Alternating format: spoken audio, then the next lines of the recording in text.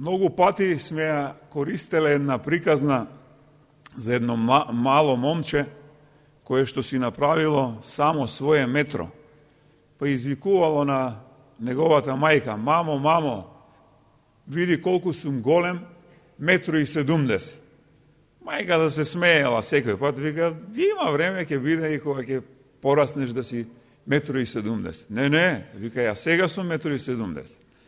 Земала мајката да му објаснува дека да и каже како смета дека е високо 1,70 м. И ја однел мајката во неговата сома, земал еден фломастер на вратата, стаил една рецка, докаде што е неговото главче, и си стаил 1,70 м. Мајката му објаснувала дека има други стандарди што представува метро, колку е вистинското метро, и дека тој дали имал и 90 сантиметри. Зошто го говорам сето ова? И ние луѓето многу често си поставуваме некои наши мерки. Јас сум сведок многу пати кога ќе се собереме со пријатели, па многу пати се случувало и со браќа и сестри од црква, и ќе се отвори некоја тема. И веднаш почнуваме да наметнуваме некое наше мислење, и ние колку всушност многу знаеме по определена област, или тоа кое го говориме, токму тоа е вистината, ние што ја говориме. И полека атмосферата почнува да станува жешка. Почнуваме дури да го покачуваме малку и својот глас, како би се надвикали и со тоа би докажале дека моето мислење, моите аргументи се оние вистинските и правите аргументи. Зошто па го говорам и сето ова? Насловов на вечерашнава моја проповед ставив наслов, реков дека да говорам за добрите дела. Ревносни кон добри дела. Оваа фраза е дел од 14-тиот стих од 2 глава на посланието на апостол Павле до Тит. И тој 14 стих на крајот, последната фраза, завршува токму така: ревносни кон добри дела. Сето ова предмалку што го говорев ме натера да размислувам и да ја разработам оваа вечерашна проповед, ревносни кон добри дела, бидејќи можеби и од вас вечерова некој ќе разочарам, можеби некого ќе поттикнам, што на вистина за нас представуваат добрите дела. Јас од моје искуство пак ќе речем дека многумина си ги разбираме добрите дела, секој на свој начин си ги разбира добрите дела. Меѓутоа, пред да започнам, сакам да кажам неколку збора за ова послание воопшто, кој е Тит, и ќе ви кажам на кои точки сакам да обрнам внимание и што сакам оваа вечер да постигнам со оваа моја проповед. Новиот Завет, верувам дека сите знаете дека си е составен од 27 книги, сме говореле многу пати, од кои 21 имаме послание. Послание, или рековме дека посланијата, тоа се писма. Од тие 21 послание, 13 со сигурност се на апостол Павле, може да кажеме дури 14 посланија, 14 писма ги има авторот е апостол Павле до најразлични луѓе или цркви. Ова послание или ова писмо на апостол Павле е упатено до Тит. Тит е едно младо момче во најкуси црти, кое што поверувало во Исуса Христа во Антиохија. Тит е сопатник, би рекол, на апостол Павле. Тит е помошникот, би рекол, на апостол Павле. Исто така сме говореле дека апостол Павле од кога ја основал црквата во Крит, на Крит, го остава Тит да управува таму. И ова е едно писмо кое што апостол Павле по барање на Тит го упатува, му го пишува до него. Самото послание е многу кусо, меѓутоа е многу, би рекол, поучно и пред се има за задача да ги поттикне луѓето или верните во таа црква. Од тука, овој 14 стих е многу кус и ќе го прочитам, вели вака: кој се даде самиот себе си за нас, за да не избави од секакво беззаконие и да не очисти, та да му бидеме народ избран, ревносен кон добри дела. Како што кажав, сакам да се задржам токму на оваа последна фраза на овој крај од овој 14 стих, ревностни кон добри дела.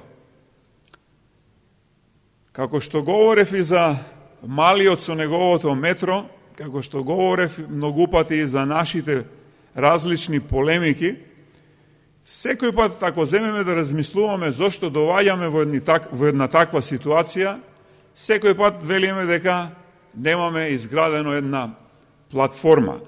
Секој тргнува од некоја своја собствена позиција на размислување. Секој тргнува и носи некакви заклучоци токму од едни такви, би рекол, позиции.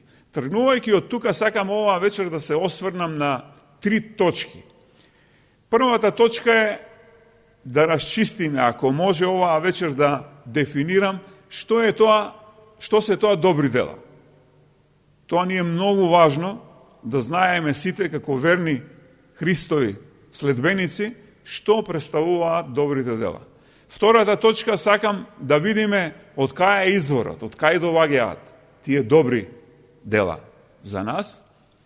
И третиот сегмент или третата точка, кога ќе знаеме на вистина што се добри дела, кога ќе го познаваме изворот на добрите дела, како треба да ги употребуваме, како треба да ги користиме добрите дела. Прво реков што се тоа добри дела. Јас верувам, говорејќи во овој ист контекст, ако имаме време сега, и да ве прашам секој еден од вас да ми кажете во една реченица што за вас представуваат добри дела, ја верувам дека овде сега ќе добиеме најразлични одговори што всушност представуваат добрите дела. Ако земеме да говориме со луѓе кои се надвор од црквите, тие вообичаено, ја имав една средба со еден пријател кој вели: немој да ми говори за добри луѓе нема. Сите луѓе гледаат да те измамат, секој гледа да те излаже, секој гледа негов интерес, се гледа низ призмата на пари. Викам, се согласувам, може да е така. Меѓутоа, длабоко сум убеден и длабоко верувам. Може би малкумина, меѓутоа постојат добри луѓе. Ако нема добри луѓе, тогаш општото живење би рекол дека би било катастрофално, многу повеќе од тоа што е сега и во овој момент. Други луѓе велат: ќе се изначекаш, ќе остариш, за да видиш некој или да видиш дека некој ќе ти направи добро дело. Трети велат: добри дела надвор од Христовата црква не постојат. И вака можам да ви говорам бесконечно. Меѓутоа, мојата идеја за оваа вечер, мојот контекст за сите нас, сакам да разбереме и да дефинираме што се добри дела во еден повисок смисол, и тој смисол и тој однос е нашиот однос кон Бог. Во таков еден веќе би рекол, во таква една рамка може и би требало да размислуваме малку на еден поинаков начин. Во ваков контекст Наши браќа и сестри велат вака. И јас редовно ја читам Библијата, бидејќи тоа е Божја заповед, бидејќи Бог тоа го бара од нас, имаме релевантни докази, Библијата, и јас верувам дека со самото читање на Библијата јас правам добри дела. Други велат дека јас одам редовно во црква, бидејќи токму Бог тоа го бара од нас, тоа го има напишано и во Библијата, и јас верувам дека со самата таква моја постапка јас правам или вршам добри дела. И овдека може да набројуваме многу нешта, меѓутоа не знам дали ќе се сетите кога говоревме за Матеј, може би е малку поодамна, 23 глава, 23 стих, што се говореше таму. Еве вака вели 23 стих од Матеј. Тешко вам, книжници и фарисеи, лицемери, отидавате десеток од нане, копар и ким, а сте го оставиле најважното во законот. Праведноста, милоста и верата, ова треба да го правите, а и она да не го оставате. Фарисеите во овој ист ред на набројување се фалева како го давале својот десеток. И тоа ни е заповедано, би рекол, од Бог, и тоа го имаме како релевантен аргумент во Библијата. И фарисеот вели, јас редовно си го давам мојот десеток. Давам ким, дава таму копар и нане. Меѓутоа, што сакам да кажам? Дали е доволно што се придржуваме, би рекол, како овдека што се вели до некоја законска рамка во однос на тоа што го правиме и дека тие наши добри дела што ги вршиме, навистина се добри дела. Не можеме да вршиме добри дела или не можеме да наречеме дека тие се добри дела ако мотивот кој го имаме во нас, ако мотивот како првичен, кој не поттикнува за да вршиме дела, каков е, прашува? Секој треба да си одговори сам со кој мотиви и со каков мотив прави определено нешто. Ако би можел до тука сега да кажам дека добрите дела, може да речеме дека се добри дела исклучиво ако мотивот пред се е добар. А не постои добар мотив ако не е да се прослави Бог и да му се оддаде славата и честа на Бог. Ако до овдека можеме или некако сум успеал да дефинираме горе-долу што представуваат добрите дела, секој пат треба да бидат поттикнати од мотив, и тоа не било каков мотив кој што ќе го прослави Бог. Дали е доволно ако имаме правилни и добри мотиви за да го прославиме Бог и да му ја оддадеме славата и честа на Бог? Дали е тоа доволно за се она што го вршиме и пак ќе кажам, го нарекуваме дека сето тоа се добри дела? Ако се сетите на Каин, тој направи жртвеник, на него ги постави како што му беше заповедано првите плодови. Се сеќавате ли кој беше одговорот кој што го доби, или се сеќавате ли дали сето тоа што го направи Каин беше прифатено од Бог. Ништо не е добро, освен ако тоа што е направено, не е направено со добар мотив, и ако добриот мотив, не секој пат рековме го прославува Бог, меѓутоа нема, вели Бог, добри дела, нема, вели Бог, ништо добро, ако тоа не е со длабока вера. Ако сето тоа што го правиме не произлегло од нашата вера во Бог. И ако можам некако да ја дефинирам што представуваат добрите дела, од наназад би рекол, секој пат условот за добрите дела е верата во Бог. Не можете да правите било што ако не верувате во тоа што го правите. Многу често, кога го говорев мате или кога сме говореле на домашните групи и на машките часови, особено, велеа како е можно одејќи во црква, а да не знаеме дека сме или сигурни во нашето спасение. И тогаш говоревме, многу работи може да правиме како што ги набројав и досега. Може да одиме најревносно во црква. Може, како што видовме, да даваме најревносно десеток. Кој е мотивот на сето тоа што го правиме и дали тоа сето што го правиме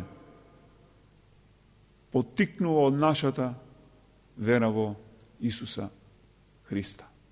Ако до тука знаеме што представуваат, што се добрите дела за нас, втората точка реков, од кај доаѓаат добрите дела? Од каде произлегуваат? Кој е изворот на добрите дела? Ако се навратиме на самиот почеток, она што го вели Словото, за нас многу еден од најважните аргументи. Словото вели дека сите сме грешни. Нашата природа е грешна природа. Нашата природа си влече корени од првобитниот Адамов грев и сите до ден денешен и понатака сме грешни. Па се прашувам и Словото, пак ќе повторам како што вели, можно ли од една грешна природа во нас да произлезе нешто што може да даде добро? Можно ли една грешна природа да даде добро дело? Словото, повторно ќе кажаме многу јасно. Велат дека ниту еден извор, ако дава горка вода, не може денеска да дава горка, утре да дава сладка или питка вода. Не можеме да береме како беше чички од трње или трње од бил. Невозможно е нешто што во својата природа е грешно да даде, да произлезе нешто што ќе биде добро. Единствениот и факт, и аргумент, и причина да еден човек може да произведе едно добро дело, тоа се случило исклучиво поради Божиот дух кој е во нас. Единствено човек кој што го прифатил Исус Христос, единствено човек кој што се покајал, единствено човек кој што отпочнал со својата промена, со својата метаноја, единствено човек во кој живее Духот Свети, може да даде добри дела. Изворот на добрите дела е само променетето срце и изворот на добрите дела може да биде исклучиво Божиот дух. Многумина или очекуваат брзи промени. Јас во една прилика кажав и ќе повторам дека ако нешто најтешко се случува со нас луѓето, тоа се промените. Ние луѓето се менуваме многу споро и многу тешко. Но со сигурност ќе кажам, може да очекувате брзи промени нема, но со сигурност промена кај секој еден кој што го предал срцето на Исус Христос, промена е неминовна. Ако знаеме што се добрите дела, ако знаеме од каде доваѓаат добрите дела, тогаш како последна точка реков која е примената, која е употребата на Божите дела. Има група на луѓе која што вели и е многу задоволна кога ги конзумира добрите дела. Кога други некои прават добри дела или кога други некои им причинуваат добри дела, они уживаат во таа позиција и се најзадоволни. Има друга група на луѓе која што се исполнува и сака да прави добри дела. Има и трета група на луѓе кои сакаат многу да говорат за добрите дела. Само да говорат без да ги прават. Каде е вистината и што ние всушност треба да правиме? Ако знаеме што се добри дела, ако знаеме од каде доваѓаат добрите дела, кој е вистинскиот одговор за секој еден од нас? Добрите дела за нас, кои се нарекуваме дека сме Христови, како пред малку што ги набројав, сите случувања во тој, би рекол, наш пат на промена. Добрите дела се задолжителни. Добрите дела се неминовни за луѓето кои го имат предадено срцето на Исуса Христа. Добрите дела се еден вид белег. Добрите дела се белег и знак за препознавање. Ако сакате, добрите дела се еден добар знак и еден добар белег на душевната состојба на духот.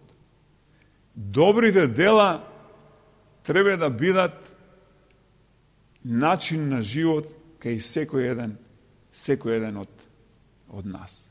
Не можеме да екзистираме, не можеме да се нарекуваме дека сме деца Христови, а да не произведуваме добри дела.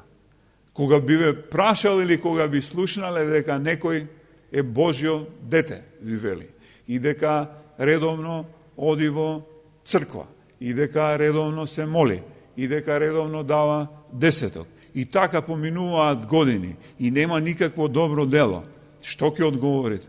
Што ќе си помислите? Каков ќе биде вашиот заклучок? Многумина велат дека не секој пат христијанскиот живот треба да биде пропратен со добри дела. Овдека гледаме нешто сосема спротивно, и јас оваа вечер говорам за нешто сосема спротивно. Оној кој се нарекува дека е христијанин, оној кој што живее живот Христодовен, оној кој чекори со Исус Христос, значи неминовен белег е да има добри дела. Добрите дела се знак, како што реков, на препознавање едни за други. Добрите дела, како што кажав, тоа е една состојба на духот, еден знак како за нас едни меѓу други, така многу повеќе би рекол за луѓето, како што обично ги нарекуваме од светот, или луѓето кои што не го познаваат Христос, или луѓето кои што не го предале животот на Христос. Тоа е добра причина, добар мотив да можеме да сведочиме на луѓето од светот. Ние имаме, на крајот од краиштата, имаме обврска. Сакал, некел, многу тешко можам да избегам од Матеј. Матеј 28 глава на крајот, се сеќавате ли како завршуваше? Се сеќавате ли за што говорев? Што треба секој еден да прави? Одете и по светот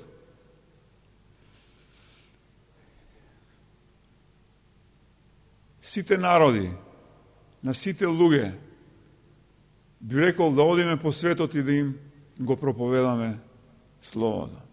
Многумина велат дека амвонот е место за проповед. Тоа е вистина. И јас амвонот многу го почитувам.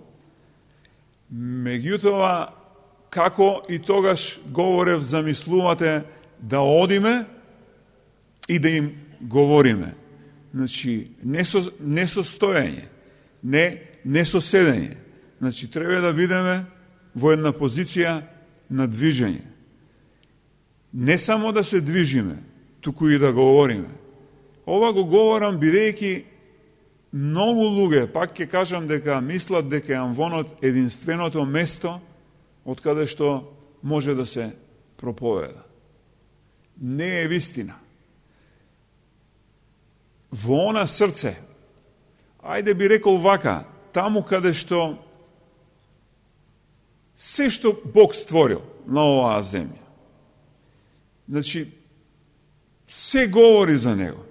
Нема создание што е создадено од Бог да не говори за Бог. Почнувајќи од звездите, почнувајќи од ветрот, почнувајќи од водите, почнувајќи од свекињата, вие што сакате, замислете си тоа што е створено од Бог, се говори. Тоа е вграден чип. Не случајно во Матеј завршува, како што реков, да одиме и да говориме насекаде. Колку повеќе ние имаме обврска да говориме за Бог. Ние сме круната на созданието. Ние сме круната на Создателот. На се она што Бог создал. Ако толку силно говори, тогаш што останува за нас, како негова круна, ќе речам, колку повеќе ние треба да говориме. Не можеме да не произведуваме добри дела. Не можеме да не говориме и да проповедаме кај да идеме. Не секој пат, да ви кажам, се проповеда само со збор. Многу поголема е проповедта на нашиот живот, многу поголема е проповедта на нашето секојдневие, отколку 1000 зборови искажани од овој амвон. Ја верувам дека можеби и по една недела ќе заборавите и луѓе ќе заборават за што сум говорел или било кој што говорел. Меѓутоа, ви гарантирам дека многу поголем ефект, многу повеќе ќе се вреже во вашите срце и во вашите мисли она што ќе го видите, она што сте го приметиле ке луѓето што го живеат секојдневно, отколку она што го говорат. Во една прилика, пред известно време, во еден разговор ми рекоа дека ти го бараш Бог во компирите и го бараш Бог во кујната. Бев во фаза на подготвување на оваа проповед. Да, одговорот мој беше дека, викам, може би кај вас Бог го нема во салатата, може би кај вас Бог го нема во чистењето. Меѓутоа, кај мене дома, Бог го има и кога ги миеме садовите, Бог го има и кога го правиме ручекот, Бог го има и кога чистиме со теки, Бог го има во се. Ова се надоврзувам и со тоа ќе завршам ова вечер и ова моја вечерашна беседа. Ние сме обврзани со нашиот живот да проповедаме за Бог. Ние овдека, како што реков, оваа последна фраза, која што вели ревностни кон добри дела. Добрите дела се карактеристични за секој еден верен човек. Добрите дела, како што реков, се белек за секој еден што вели дека е Христов, за секој еден што го дал животот на Исуса Христа. Ние многу пати грешката ја правиме во нашата непокорност. Ние сакаме многу пати, како тоа дете што почнав на почетокот, да си правиме наши стандарди, да си правиме наши метра, бидејќи така повеќе ни одговара. Така можеме да се вклопиме. Не. Ние имаме стандард за кој сме се заветувале, за кој сме се покаяле за претходниот живот, и тој нас стандард, затоа и се собираме секоја недела, затоа се собираме на неделни преку неделата, на изучување на тој нас стандард. Да се усовршуваме едни со други. Бидејќи исто, не можеме сами, некој вела дека ќе си седа дома или ќе си ја читал Библијата. Јас таква опција во Библијата не гледам, не постои една таква опција. Тоа е исто една измама и лага голема. Можеме да растеме и можеме да бидеме ревностни кон добри дела, само вака, компактни. Само замислата Христова, замислата Божја е да бидеме сите заедно. Колку сме поблиску едни со други, колку сме поблиску до Христос, толку повеќе ќе испорачуваме ревностни добри дела.